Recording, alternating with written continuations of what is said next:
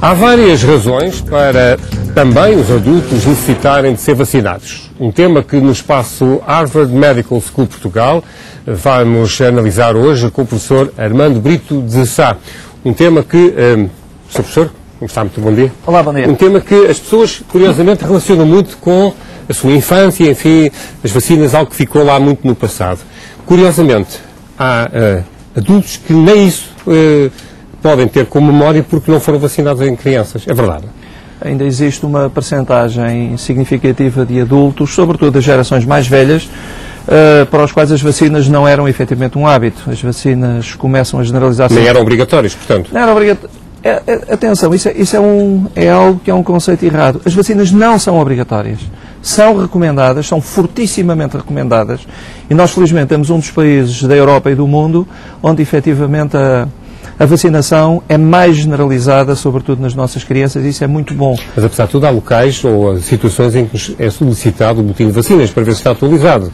Portanto, há aqui uma obrigação, enfim, não explícita, mas pelo menos implícita. É uma obrigação implícita, eu diria mesmo que é um dever cívico a vacinação, porque nós não só, quando vacinamos, não só contribuímos para a proteção das pessoas individualmente, mas na realidade para aquilo que se denomina imunidade de grupo. Isto é, a partir de uma determinada percentagem, se nós tivermos a população maciçamente vacinada, mesmo os não vacinados acabam por ser protegidos devido precisamente a essa imunidade de grupo. Voltando a esta questão dos adultos, porque é isso que eu trago cá, dizia-me há pouco, portanto, que ainda há um grupo de, enfim, mais velho, uma população mais idosa, de adultos que não foi vacinado em criança. Certo.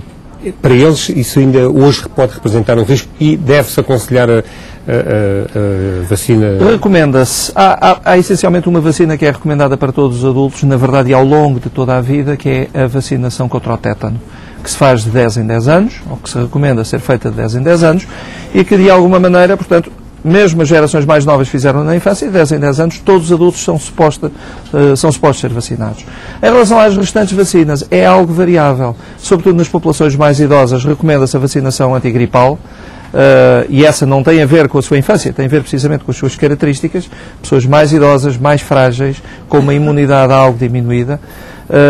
A vacina contra um determinado tipo de bactéria que desencadeia pneumonias, a vacina antipneumocócica é o nome dela, também se recomenda em alguns grupos restritos, e depois, para grupos muito específicos, com problemas de saúde e necessidades especiais, podemos pensar em outras vacinas para os adultos, como a vacina da hepatite A, a vacina da varicela zoster, por exemplo.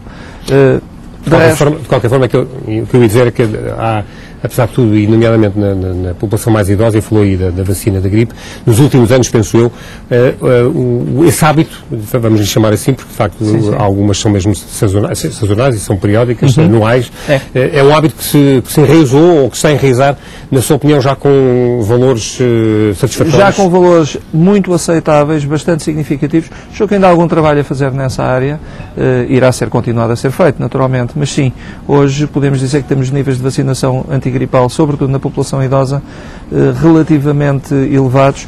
Isto, sobretudo, a partir de um trabalho muito sistemático que é feito nos centros de saúde portugueses para captar essas populações e as vacinar. Isto é particularmente importante em idosos que estão em instituições como lares, casas de repouso, em que aí o risco de infecção gripal, e o problema não é tanto a gripe, mas as complicações que ela depois arrasta, aumentam naturalmente. E a verdade é que muitos de nós tivemos a noção de que no momento em que começámos a introduzir essa vacinação nessa população, houve uma descida bastante marcada da taxa de complicações e até de mortalidade durante a época de inverno, que é a época gripal clássica, precisamente para essas populações. Continuando ainda a falar de adultos e tentando associar ao máximo esta questão das vacinas à população adulta, ainda há pouco falávamos da do tétano, 10 em 10 anos, muitas vezes ficará no esquecimento de quase todos que a última vacina foi há 20 anos. Exatamente. Não sei se isso se de alguma forma é possível medir na sociedade portuguesa. É mensurável. Sobretudo a partir do momento em que começámos a ter sistemas informáticos que nos permitem, de alguma maneira, ter as populações bem identificadas, sobretudo, mais uma vez, a nível dos centros de saúde, nós hoje estamos a conseguir fazer um trabalho de identificação das pessoas não vacinadas e convidá-las a ser vacinadas quando surge a oportunidade ou até de forma mais ou menos sistemática. No caso do tétano, pode dar assim uma ideia de somos muito esquecidos? Somos particularmente esquecidos e hoje, interessantemente, não é tanto nos mais velhos, mas é sobretudo na população mais ativa. A partir do momento em que uma criança termina o seu plano nacional de vacinação, que acaba mais ou menos à roda dos 13, 14 anos, as pessoas, digamos, ficam num vazio praticamente toda a sua vida adulta. Então, nós não temos... Acha que há ainda aquela ideia do medo da vacina? Porque em criança, apesar do medo, enfim, vamos levados pelos pais, não é? Em adulto nada nos move... Não.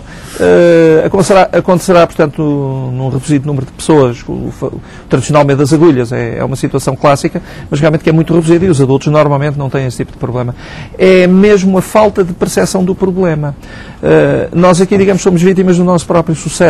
O facto de termos taxas altíssimas de vacinação, por exemplo, na área do tétano, leva a que os casos de tétano sejam tão reduzidos, tão raros, efetivamente, que não existe uma percepção social desse risco. E como tal, a pessoa nem sequer pensa nisso.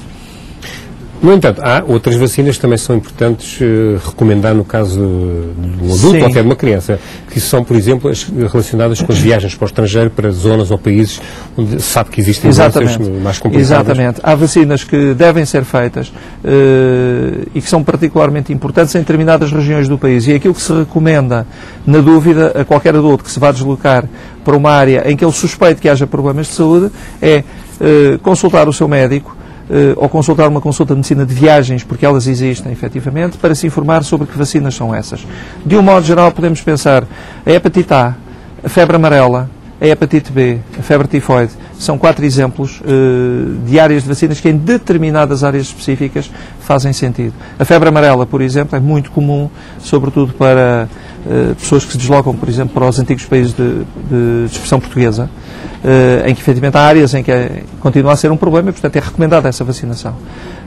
A hepatite A, mais uma vez, em áreas em que se saiba que existe um problema endémico, isto é, muito generalizado, e depois há grupos profissionais específicos para quem se recomenda também essas vacinas, independentemente da questão das viagens.